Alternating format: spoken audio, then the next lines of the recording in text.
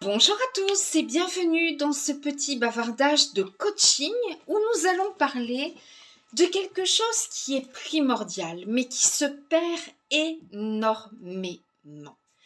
Depuis notre temps d'enfance, nous savons parler. Nous avons d'abord eu le langage non verbal, le langage de bébé, par le langage corporel, où nous faisions comprendre à nos parents par notre posture, par nos pleurs, par nos cris, que nous avions besoin d'être changés, que nous avions besoin de manger, que nous avions sommeil, que nous avions envie de jouer. Puis plus tard, on a commencé à faire des syllabes, puis des mots qui étaient souvent associés à des gestes. Pain, pain, pain, pour montrer du pain, par exemple, voilà, avec le pointage du doigt. Et puis après, nous avons réussi à faire des phrases. À l'âge adulte, nous savons parler, il n'y a pas de souci, mais une chose que nous savons de moins en moins faire, c'est communiquer. On a Internet, on a les mails, on a les réseaux sociaux, on a tout, mais on ne sait pas communiquer. Or, si on savait mieux communiquer, il y aurait beaucoup moins de familles éclatées. Il n'y aurait plus autant de disputes, autant de ruptures très dures. Et parfois, ce sont des relations qui se terminent par des points de suspension. Voilà. Pas de point final, rien du tout, on ne sait plus où on en est dans la relation. Et je ne parle pas simplement des relations sentimentales, mais des relations telles qu'elles soient. Voilà. On a l'impression que quand on vous parle, on vous saoule, on vous barbe, etc., etc. Mais comment est-ce qu'on peut construire quelque chose si à chaque fois qu'on vous parle, on a l'impression que... Voilà. Donc c'est très, très important d'apprendre à communiquer. Et d'apprendre aussi à respecter l'autre par rapport à ce qu'il va vous dire, par rapport à ce que il va effectivement vous communiquer. Voilà. La première chose qui est très importante, et je le dis toujours, lorsque vous rencontrez quelqu'un, que ce soit sur un site de rencontre, moi je déteste ça, je déteste l'idée de me dire que je fais un marketplace de rencontres, mais bon, bref, chacun son truc, hein, après tout. Voilà, que ce soit dans la rue, que ce soit n'importe où. Lors du premier rendez-vous, il est très important de donner votre mode de fonctionnement. Il y a des personnes qui vont adorer téléphoner, qui vont adorer le petit coucou du matin, bonne journée mon cœur, qui vont aimer les petits mots doux. Et puis il y en a qui vont pas du tout aimer ça parce que pour eux le téléphone ne sert pas à ça. Les mots doux c'est souvent voilà, ça dépend de l'expérience de la personne. Peut-être que la personne a été appelée très longtemps mon cœur par son petit ami qui ne se rappelait plus de son prénom. Donc ça va vite comme ça. Voilà, etc., etc. Pourquoi je dis ça? Parce que l'autre ne peut pas deviner. Admettons que vous sortiez d'une relation où tous les jours vous étiez inondé de textos et ça vous plaisait. Et que face à vous, vous avez quelqu'un qui ne vous en envoie pas, ou qui n'y répond pas, ou qui va y répondre 5 jours après. Vous allez vous dire, ok, je laisse tomber l'affaire parce qu'il ou elle n'est pas intéressé. Mais en fait, ça ne veut pas dire qu'il est ou elle est intéressé juste parce qu'il répond ou elle répond à vos SMS ou pas. Voilà. Là-dessus, ça ne veut rien dire. Donc, dites-le. Pareil, vous avez beau me dire le contraire, à l'instant même où vous rencontrez une personne, vous savez exactement dans quel état d'esprit vous êtes. Voilà. On me dit, oui, non, mais... Voilà. Vous savez dans quel état d'esprit. Et le chat se casse la gueule. Vous savez si vous recherchez quelque chose de léger, quelque chose de non durable, hein, voilà, ou si vous êtes quelqu'un de stable et qui n'aime pas les relations sans lendemain, et où vous allez laisser la relation évoluer sur quelque chose de durable, sincère ou pas, Non pas parce que vous vouliez quelque chose de fugace, mais parce qu'effectivement, vous n'êtes pas face à la bonne personne. Voilà. Donc c'est très important de communiquer, pas de laisser de faux espoirs à la personne qui est devant vous. Une femme qui vous dit, écoute, moi j'aime pas les relations sans lendemain, je peux pas faire du sexe sans sentiment, et le mec qui vous dit, bah surtout ne tombe pas amoureuse, euh, ça va pas, ça matche pas. D'accord. D'un côté, vous avez un homme qui effectivement recherche une relation légère, et d'un autre côté, vous avez le mode de fonctionnement de la femme qui ne peut pas rentrer dans une relation si elle n'a pas de sentiments.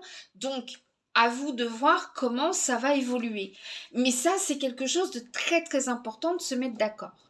La deuxième chose qui est très importante, c'est respecter l'autre et essayer de ne pas voir avec un prisme déformant. Une personne qui va coller à votre idéal à 100%, ça n'existe pas. Voilà. À moins d'écrire un conte de fées et d'essayer de vous projeter dans ce conte de fées, ça n'existe pas. Donc forcément, vous allez rencontrer des personnes avec lesquelles ça va matcher, mais il y aura peut-être deux, trois petites choses qui vont vous déplaire, vous agacer. Voilà. À vous de savoir très très rapidement de ce que vous allez faire de ces petites choses qui vont vous agacer, de manière à ne pas vivre sur des reproches plus tard. J'ai vu récemment une femme qui disait moi j'en ai marre parce que mon petit ami il fume beaucoup trop, et moi je lui ai lancé un ultimatum, c'est moi ou la cigarette.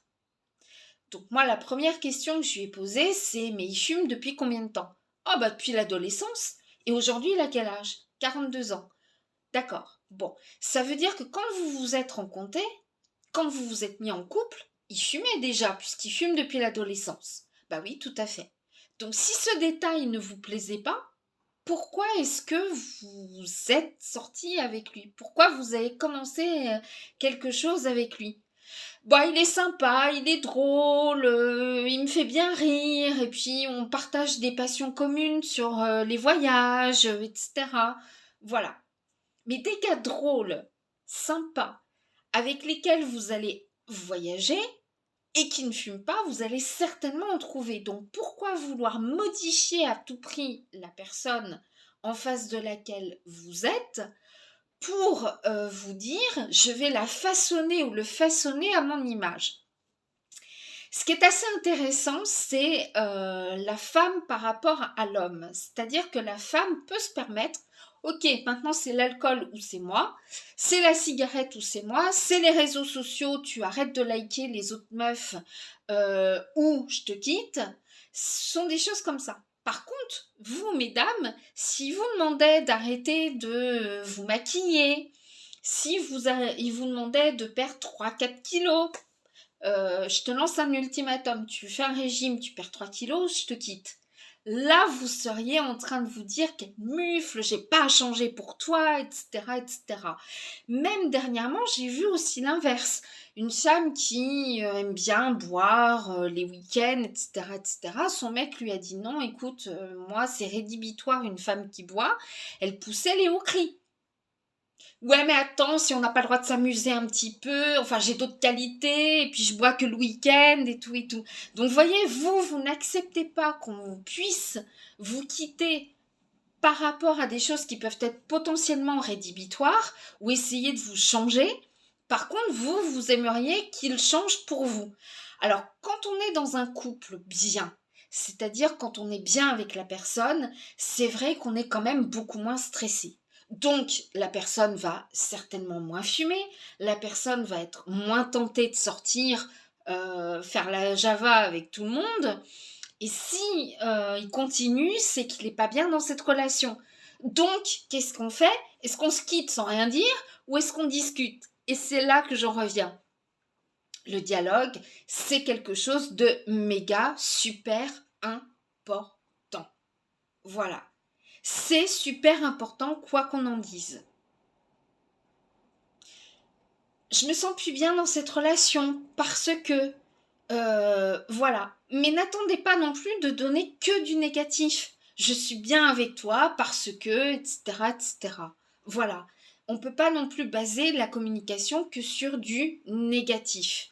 Retenez bien tout ça. Voilà. Il est vrai que je vous dis pourquoi, lorsqu'il y a des petits mais à quelque part, c'est important aussi d'en prendre en considération très rapidement. Elle est drôle, elle est sympa, mais j'aime pas du tout sa façon de d'être avec mes potes, par exemple. Mais c'est pas grave, elle est drôle, elle est sympa. Ou il me fait bien rire, il me fait vibrer sous la couette, mais j'aime pas sa façon de ses blagues à deux balles ou n'importe quoi. Voilà. Sachez qu'au tout début, c'est vrai que on se découvre, donc il y a quand même beaucoup de rapports intimes, on est collés ensemble, etc., etc. Enfin, voilà. C'est souvent comme ça que ça se passe. C'est pas le meilleur des solutions, mais c'est comme ça que ça se passe. Or, sachez une chose, c'est que vous ne pourrez pas tout le temps être sous la couette.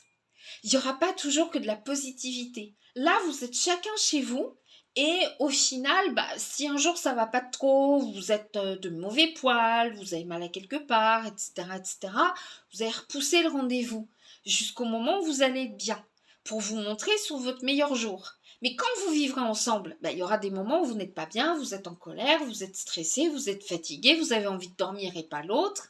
Et comment vous allez composer tout ça? Voilà.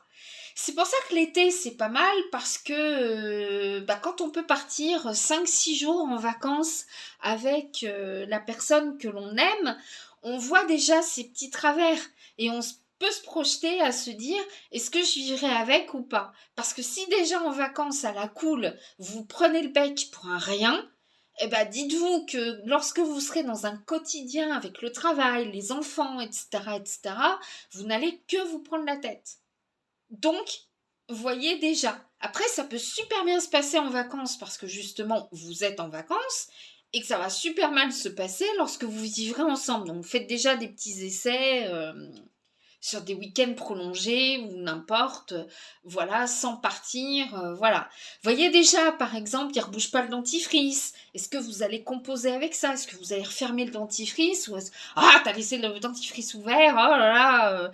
Bon, il a fait pipi à côté. Comment vous allez composer avec ça, n'est-ce pas? Est-ce que vous allez essuyer? Est-ce que vous allez laisser sécher? Est-ce que vous allez vous énerver après lui? Est-ce que vous allez l'obliger à s'asseoir sur les toilettes pour faire pipi? Enfin voilà. Il a oublié de tirer sa chasse. Comment vous allez composer avec ça? Toutes ces petites choses-là, vous allez rigoler derrière votre écran, j'en suis sûre. Mais tout ça, c'est malheureusement des choses qui font prendre le bec au quotidien. Moi, j'ai tendance à dire, il y a plus grave dans la vie qu'effectivement avoir fait une goutte à côté des toilettes. Voilà. Bon, après, s'il prend l'éponge à vaisselle pour essuyer la goutte autour des toilettes, là, ça peut être un peu grave quand même. C'est cracra. Mais bon, expliquez-lui qu'il y a l'éponge de vaisselle et l'éponge pour essuyer le sol et qu'on mélange pas les deux, hein. Voilà. Mais des choses comme ça. Vous voyez ce que je veux dire? Donc c'est vrai qu'au début tout est rose, tout est beau, mais il y a des petits mais qui vous agacent. Et plus le temps va passer, plus ces mais vont prendre effectivement le dessus, parce qu'il y aura moins de connivence sexuelle, on va passer à autre chose, etc., etc. Voilà. Pourquoi, moi, en tant que coach, je n'aime pas le ghost? C'est quelque chose que vous allez beaucoup voir sur les réseaux et beaucoup de mes confrères ou consoeurs vont vous parler du ghost. Voilà. Le ghost, c'est faire le mort, hein, tout simplement, voilà, ne plus lui répondre et tout et tout. Alors moi, je trouve ça, c'est le boudin-boudin du temps moderne. Je te parle plus. Voilà. Après une dispute, c'est tout à fait normal que chacun, surtout si vous ne vivez pas encore ensemble, ou bien si vous êtes que des potes ou n'importe, c'est normal d'attendre que chacun soit redescendu en pression. C'est important. Pourquoi? Parce qu'on va jeter de l'huile sur le feu, on va envenimer les choses et c'est pas le but de l'opération. Donc chacun doit redescendre en pression. Et lorsque vous allez vous sentir réellement prêt, l'un ou l'autre, vous pouvez relancer la discussion. Mais ne relancez pas la discussion sur ce qui s'est passé.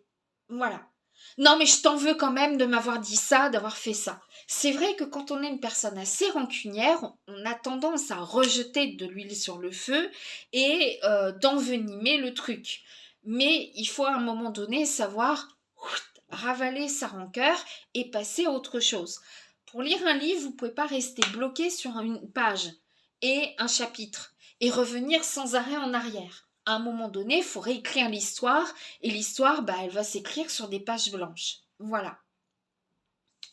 Bon, le ghosting, pour moi, c'est totalement inutile. Et bien sûr que derrière le silence, c'est ce que j'entends toujours, derrière le silence, on peut mettre beaucoup de choses. Un silence veut déjà dire plus que des mots. Mais derrière un silence, vous pouvez avoir quelqu'un qui s'en fout royalement et qui est déjà passé à autre chose. Derrière un silence, ça peut être quelqu'un qui souffre de la situation et qui n'ose pas reprendre la communication.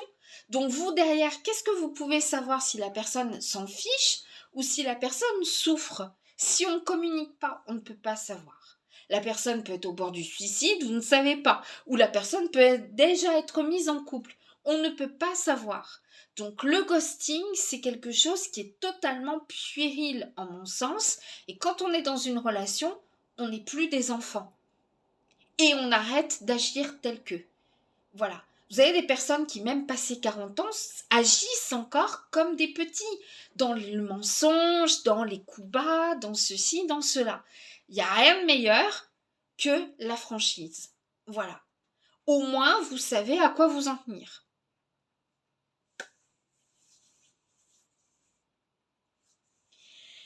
Il est, en mon sens, très, très, très important, voire vital, de communiquer sur vos besoins, vos désirs, vos envies. L'autre peut vous connaître par cœur, mais il n'est pas à l'intérieur de vous. Être dans l'attente tout le temps de quelque chose, qu'il fasse le premier pas, qu'il vous offre un cadeau, qu'il devine quel genre de cadeau vous aimeriez, etc., etc., il faut vraiment, voilà, il faut communiquer sur vos désirs, vos envies, etc. Je vois même au niveau relation intime, parfois il y a des femmes qui demandent sur les réseaux, est-ce que je dois vraiment faire ça pour faire plaisir à mon copain? Parce que moi, ça ne me fait pas plaisir. Toutes les filles vont vous répondre, ne te force à rien. Voilà. Maintenant, c'est pas nous qui devons recevoir l'information, c'est votre copain. Voilà.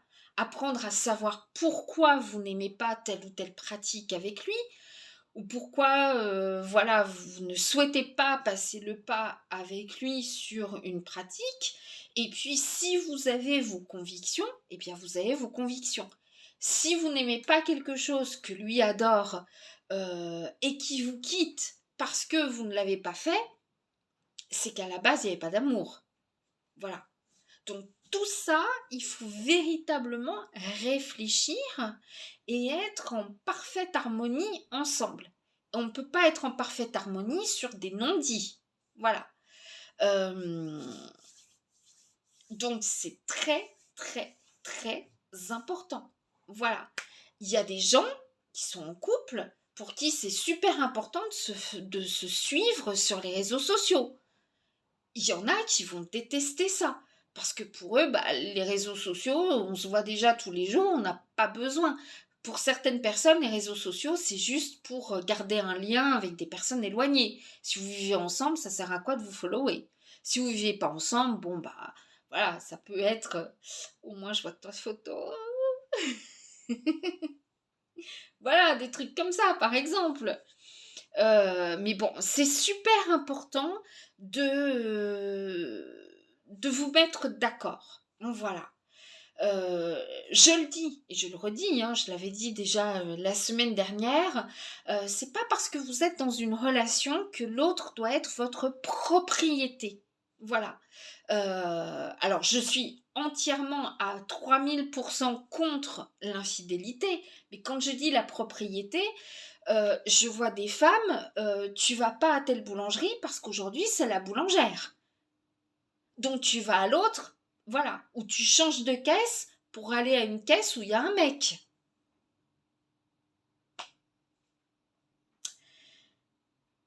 Vous étiez les premiers à crier à la dictature, moi je veux pas qu'on m'impose le masque, le confinement, etc., etc. Mais vous, les filles, vous faites exactement pareil avec vos petits copains.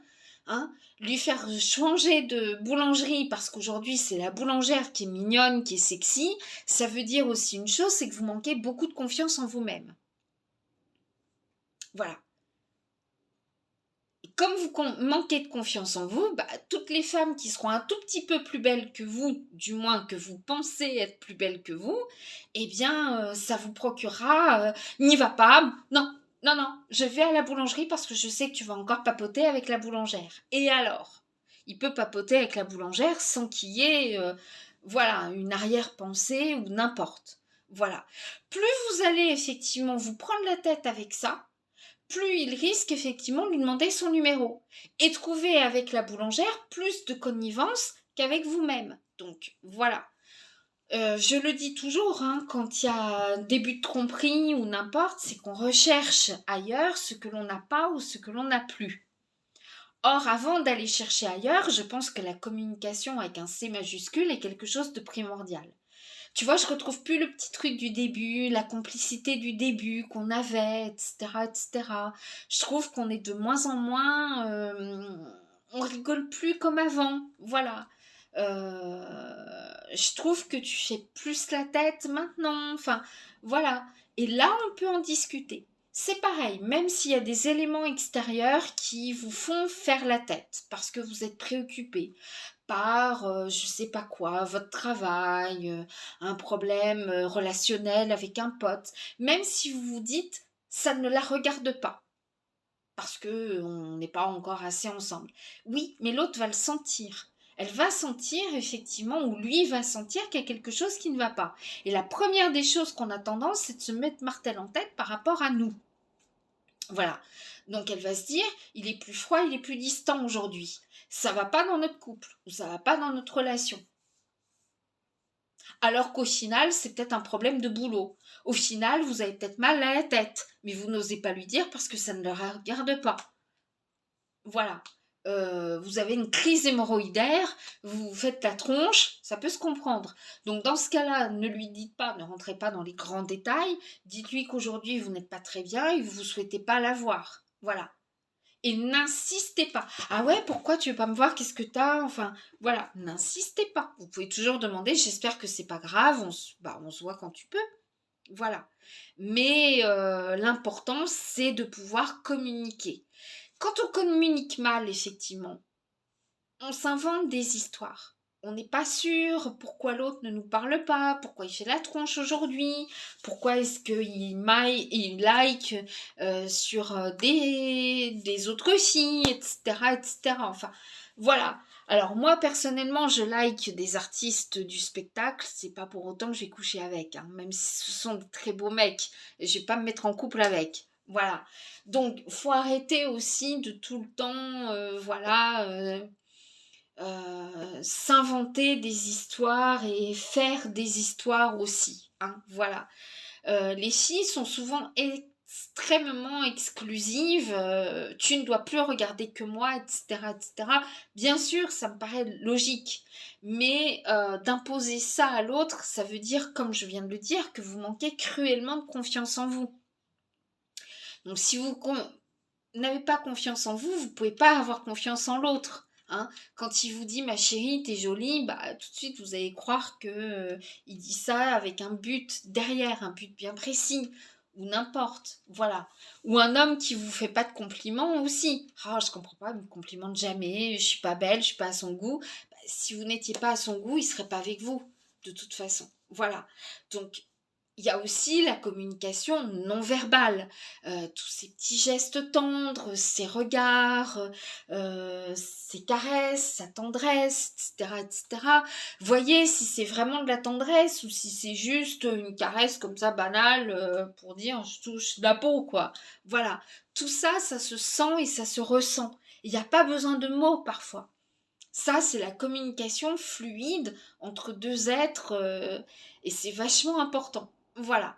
Donc si vous n'aimez pas qu'on vous appelle, dites-le depuis le départ. Si vous aimez qu'on vous appelle, vous adorez ça, dites-le depuis le départ. Si vous aimez les appels de 2 secondes et demie, eh ben dites-le depuis le départ. Voilà. Mais c'est vrai que tout changement est déstabilisant. C'est vrai qu'une personne qui vous appelle 2 heures par jour, tous les jours, et puis au final vous appelle plus qu'une fois par mois, vous pouvez vous poser des questions.